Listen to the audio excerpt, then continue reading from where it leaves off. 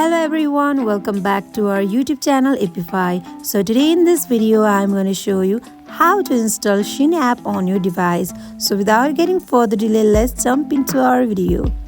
For now, let me go to App Store. If you are Android user, you can go to Play Store. So here in search bar, search for Shein. And here you can see Shein app. In order to download it, simply tap on it. Now it starts downloading. Wait for a second.